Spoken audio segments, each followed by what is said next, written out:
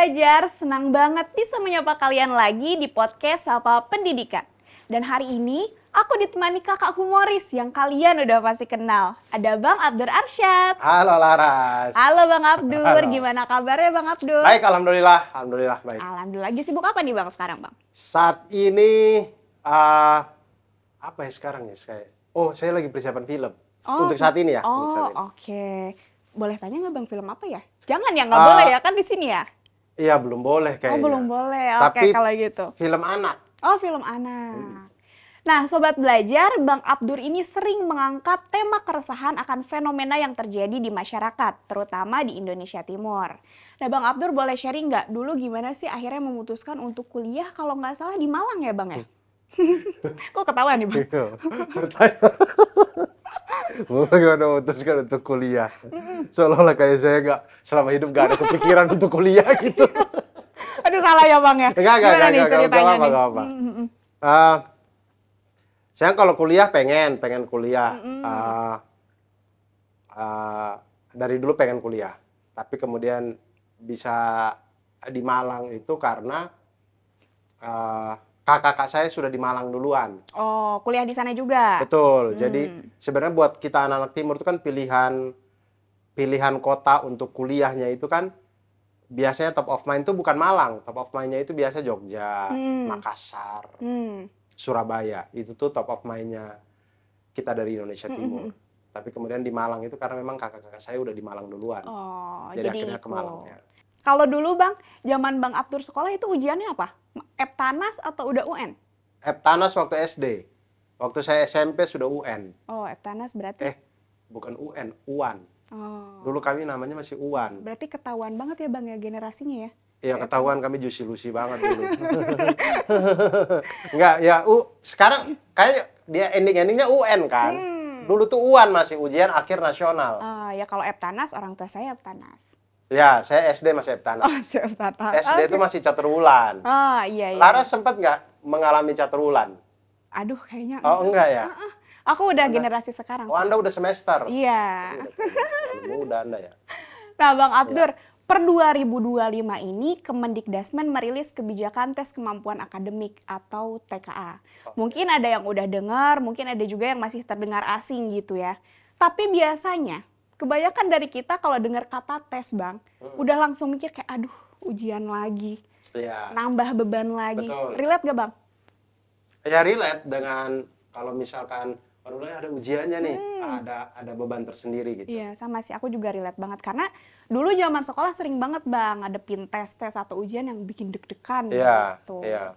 Bahkan nggak perlu yang ujian tes yang sekolah yang guru bikin, yang guru mata pelajaran bikin kayak ada kuis atau ada apa, itu aja kita udah deg-degan gitu ya. Nah Bang Abdur, sebagai seorang yang kuliah jurusan pendidikan nih, Bang Abdur sendiri sebelumnya udah pernah dengar belum soal tes kemampuan akademik atau TKA? Saya sejujurnya sih belum dengar, lalu kemudian ketika kesini tuh baru saya bilang, oh sekarang ada TKA ya, tenaga kerja asing. Wah, memang banyak tuh di Indonesia tuh. Enggak. Tes kemampuan akademik. Saya sih mendengar TKA ini saya cukup amazed. Enggak juga ya? Enggak terlalu amazed banget, tapi lebih ke mengapresiasi sekali. Mengapresiasi sekali karena saya itu salah satu, saya sebutkan ini juga di spesial saya pernah bawa ini jadi materi juga, jadi bahwa saya itu salah satu orang yang tidak setuju sebenarnya UN dihapus. Karena kita itu kalau seseorang mau dikatakan, ya maksudnya minat dan bakat, potensi segala macam, ya apa tolak ukurnya apa gitu. Kayak misalkan kayak pembalap gitu misalkan ya, ada orang ingin cita-citanya pembalap, ya minimal standarnya tidak takut bawa motor di atas 100 km per jam gitu. Betul. Kalau pengen jadi pembalap tapi naikin gas aja takut, ya berarti emang posisinya bukan di situ. Jangan pembalap, mekanik aja gitu. Atau apa gitu. Jadi memang orang itu harus punya standar gitu. Nah, ketika UN dihapus tuh saya rasa kayak kehilangan tuh. Bagaimana kita cara menilai kelulusan itu, apa yang lulusannya itu berprestasi atau tidak, atau cocok atau tidak di bagian ini, itu gimana cara menilainya? Itu saya nggak tahu sih itu gimana. Jadi makanya ketika kemudian ada TKA ini sih ya bagus ya, walaupun memang tidak menggantikan UN secara apa namanya head to headnya langsung gitu, enggak, tapi paling tidak ada tolak ukurnya sekarang.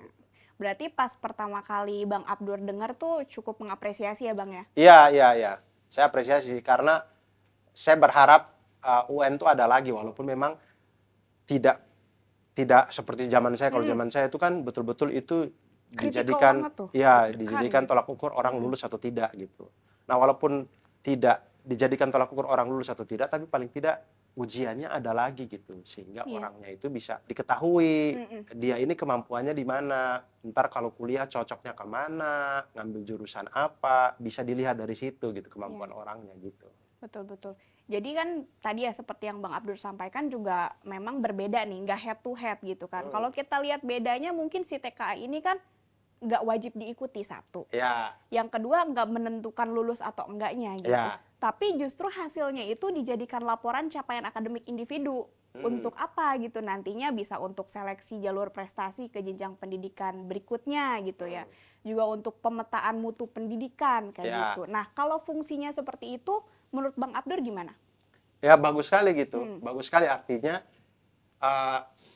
hal-hal yang orang takutkan dari ujian nasional itu biasanya karena siswanya takut karena ini sangat menentukan lulus atau tidak. Iya, di zaman saya dulu lah. Iya. Jadi lulus atau tidak sangat bergantung pada UN. Bahkan di zaman saya itu saya tidak tahu benar atau tidak ya, tapi kami itu sampai yang di titik bukan hanya bisa jawab soal, tapi membulatkan hitamnya itu harus benar tuh. Iya, nggak boleh harus rapi banget. Iya, kalau nggak bisa salah. Katanya nggak kebaca. Iya, nggak kebaca, ntar jadi 0, ujiannya salah gitu. Itu kan hal yang beda lagi tuh. Menjawab soal hal lain, membulatkan hal lain lagi tuh.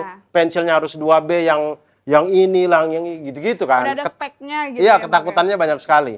Nah, saya tidak tahu itu benar atau tidak. Sampai sekarang sih belum pernah saya tanyakan langsung ya, itu benar nggak sih kita kalau bulatin nggak hitam-hitam banget. Tapi kalau zaman komputer aku kasih juga, kita 0. Iya, zaman aku juga sama kok. Aku dikasih tahunya kayak gitu. Karena mungkin kalau UN itu bisa kita bilang kayak high stake lah ya. Maksudnya secara kalau misalnya kita salah bisa fatal. Tapi kalau misalnya si TKA ini low stake lah kita bilangnya. Iya betul. Karena kan nggak menentukan lulus atau enggaknya, tapi justru high impact. High impactnya untuk apa? Mungkin ya jelas udah untuk siswanya pasti ya Bang ya. Untuk guru, untuk sekolah bisa tuh mengolah data itu untuk memperbaiki kualitas pendidikan. Iya gitu. Betul. Jadi maksud saya tadi UN itu kan posisinya sedemikian rupa di zaman kita sekolah dulu ya. Lalu kemudian ketika dia tidak ada, tidak ada yang menggantikan posisinya dalam hal-hal positifnya. Hal-hal positifnya itu bukan dalam menakuti siswa, tapi lebih kepada capaian pembelajarannya biar orang bisa tahu, potensi siswa kita bisa tahu dan segala macam. Itu tidak ada yang menggantikan menurut saya pada waktu itu. Nah, ketika TKA muncul dan mengambil bagian itu bagus. Ditambah lagi dengan ketakutannya kan sudah tidak ada. Menurut saya ya, harusnya orang tidak lagi TKA itu tidak lagi menjadi momok yang menakutkan seperti UN, karena toh dia tidak menentukan kelulusan. Lalu kemudian dia tidak diwajibkan. Tapi kalau teman-teman mau ikut malah bagus. Jadinya teman-teman kalau mau misalkan apa, saya tidak tahu istilahnya sekarang, misalkan kayak mau jalur prestasi di universitas tuh. Kalau dulu zaman saya apa, PMDK kalau nggak salah. Saya nggak tahu sekarang istilahnya apa ya. Nah, pokoknya itu jalur prestasi itu orang bisa lihat nilai-nilainya apanya gitu. Jadi menurut saya oke, TKA ini muncul untuk mengambil bagian positifnya UN yang sempat hilang gitu. Jadi saya apresiasi sih. Oke. Tapi Bang, justru ya sekarang ini bukan hanya murid, tapi orang tua juga bahkan menganggapnya ketika ada TKA, ketika ada tes baru gitu ya, mereka langsung beranggapan bahwa ada beban baru lagi Bang. Gitu. Nah, kalau yang tadi Bang Abdur sampaikan kan memang seharusnya tidak perlu ada ketakutan ya. Iya. Tapi justru banyak orang tua juga yang concern akan hal ini gitu Bang. Menurut Bang Abdur sendiri harusnya orang tua seperti apa untuk menyikapi adanya TKA ini? Menurut saya ini lebih ke cara pandang aja sebenarnya.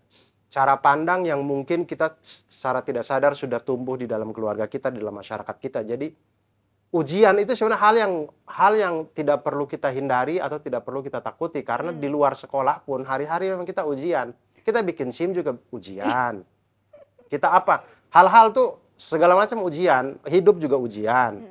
Ada saja, selalu ada hal kayak orang tuanya yang mau naik jabatan, mau naik apa, ada asesmen, ada apa, ada ujian-ujiannya juga gitu. Jadi kenapa kita harus takut, harus menghindarkan anak-anak kita dari ketakutan ujian yang toh nanti di kehidupan nyata dia akan hadapi juga gitu. Betul. Kalau di kehidupan nyata dihadapi, kenapa di sekolah dia nggak belajar sekalian gitu. Jadi itu concern saya. Jadi sebenarnya lebih ke cara pandang. Bagaimana orang tua memahamkan bahwa ujian ini bukan hal yang harus ditakuti.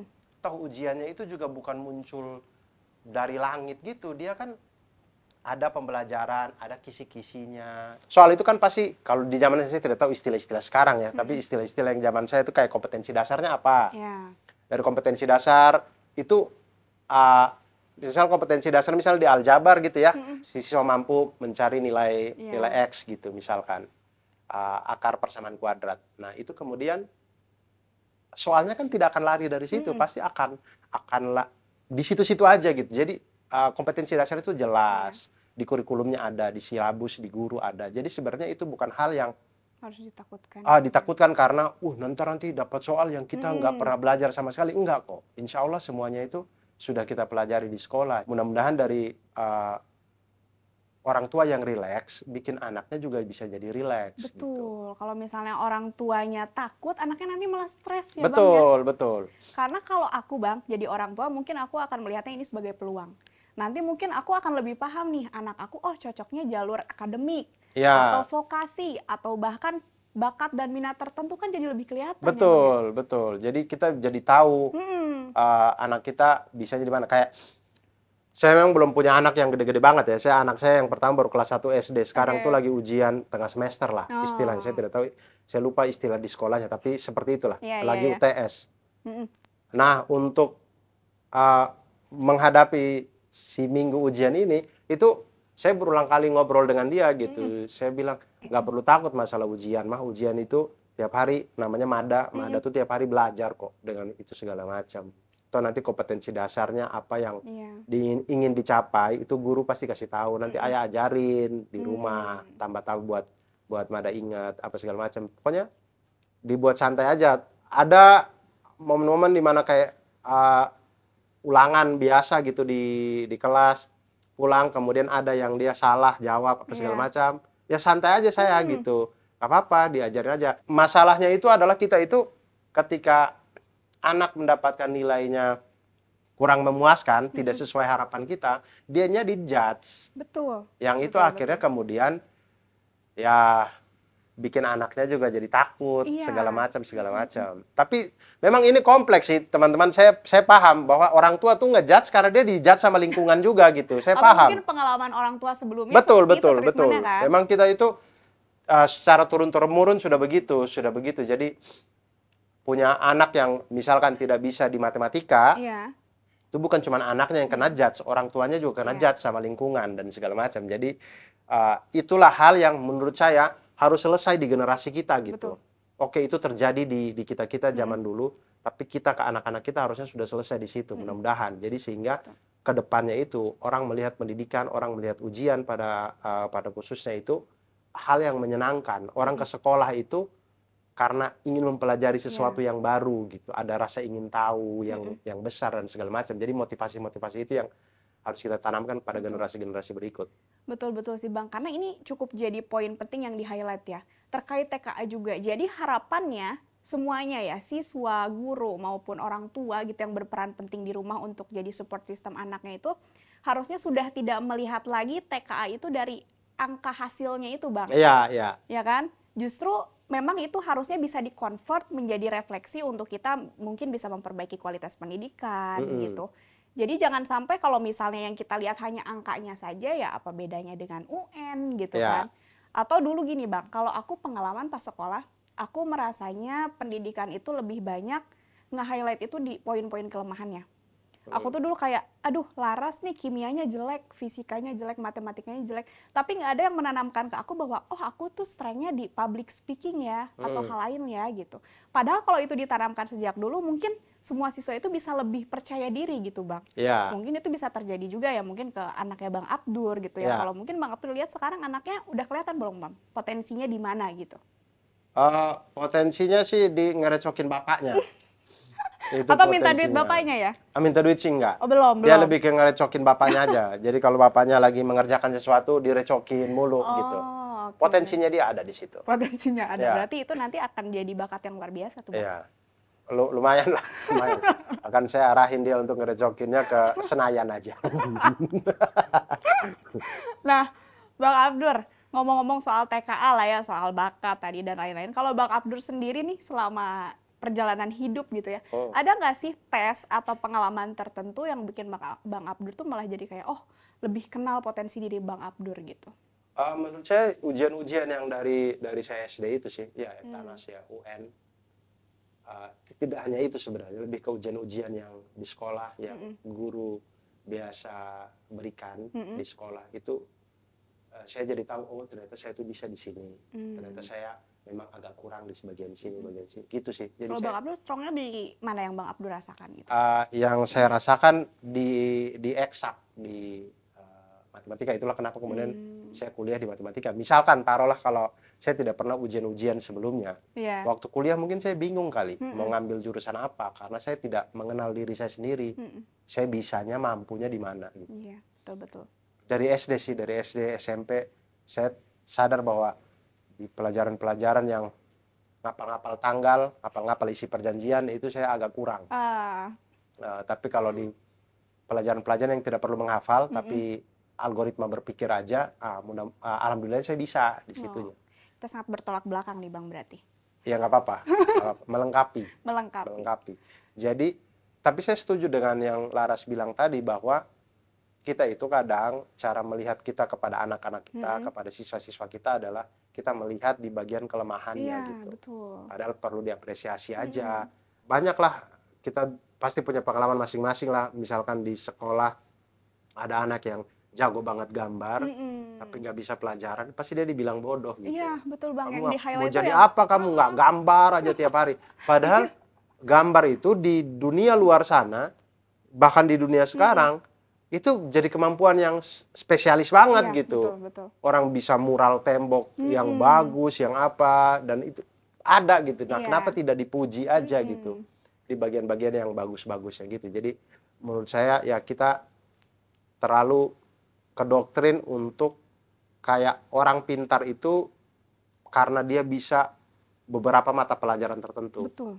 Di luar itu kemudian dibilang dia bodoh gitu. Padahal tidak. Setiap orang yang lahir diberikan kemampuan otak yang berbeda-beda, dominan otak yang berbeda, sehingga setiap orang pasti spesial di bidangnya masing-masing. Gitu. Betul. Semoga sekarang kita sudah diberikan awareness ya Bang ya. Terlebih mungkin para orang tua yang memiliki anak sekarang gitu kan. Semoga bisa belajar dari case-case seperti ini supaya bisa lebih mensupport atas kelebihan-kelebihan anaknya. Supaya bisa dikembangkan gitu kan. Betul. Karena esensi tes, ujian, atau assessment itu bukan menghukum, tapi memotret. Memotret untuk kita bisa lihat, oh ternyata kita uniknya di sini ya. Betul. Kita strongnya di sini ya. Gitu. Dan TKA itu insya Allah mudah-mudahan membantu untuk siswa mengenal dirinya sendiri, orang tua mengenal anaknya, guru mengenal siswanya, lingkungan juga mengenal, pokoknya potensi diri siswa itu.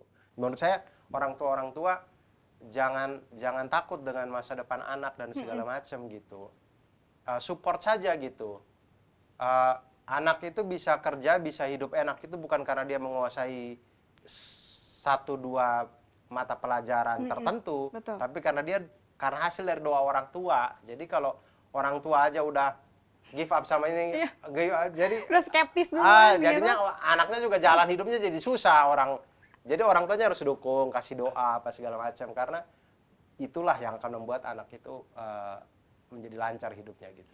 Betul, semoga bisa jadi insight juga nih buat para orang tua dimanapun berada ya terkait hal ini gitu. Nah Bang, tahun 2026 nanti TKA juga jadi salah satu syarat untuk Seleksi Nasional Berbasis Prestasi atau SNBP dalam Seleksi Nasional Penerimaan Mahasiswa Baru atau SNPMB.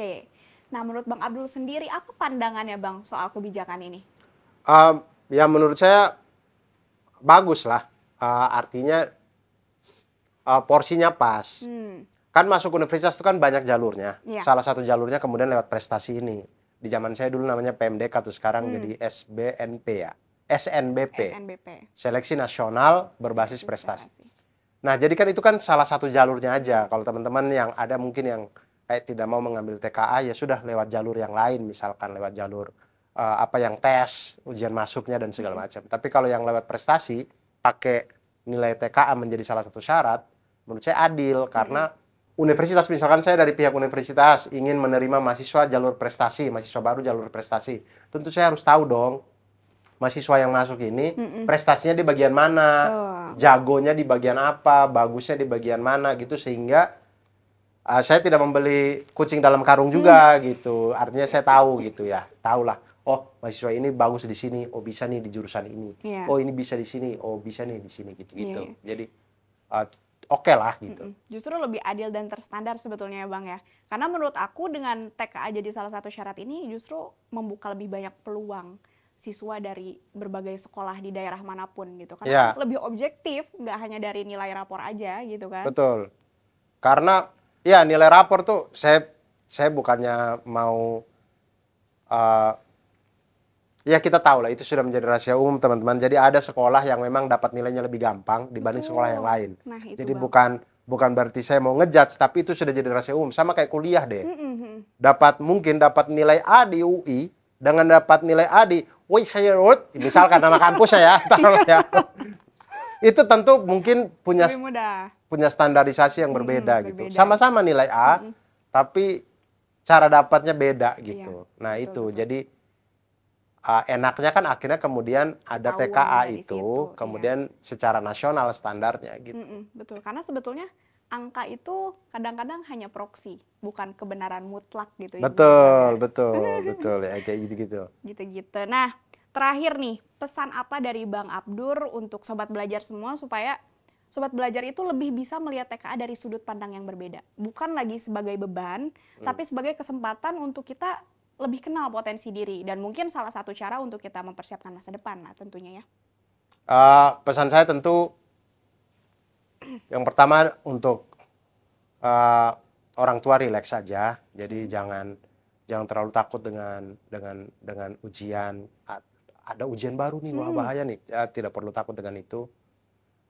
Untuk guru, untuk siswa juga sama. Justru kalau kita deg-degan, itu tanda yang bagus. Artinya kita itu menganggap penting hal yang akan kita lalui ini. Kalau saya sih melihatnya begitu. Jadi kayak misalkan kalau di stand up, kalau saya akan tampil dan saya deg-degan, itu malah pertanda yang bagus. Kenapa Bang? Artinya saya menganggap penting panggung ini gitu. Kalau saya datang dan nggak ada deg-degannya sama sekali, bahaya tuh.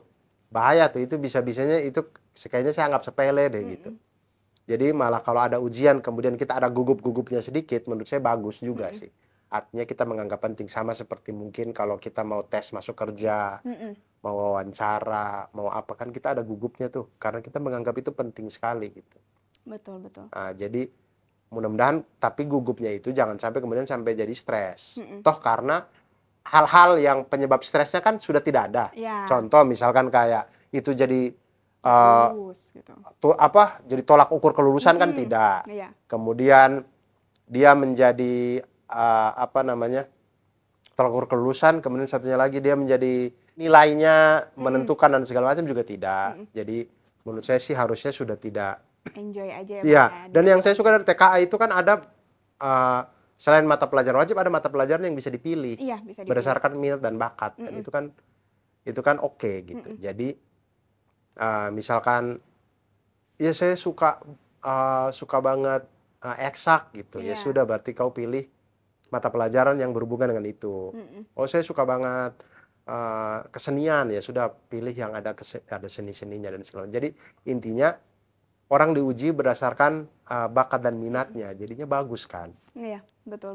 Jadi memang itu yang harus di-highlight ya Bang ya. Jangan takut, jalani aja, jangan peduli terhadap nilainya nanti akan berapa. Ibaratnya kalau kita lomba maraton, nggak peduli menang atau kalah, yang penting kita tahu kekuatan napas kita sampai mana. Betul.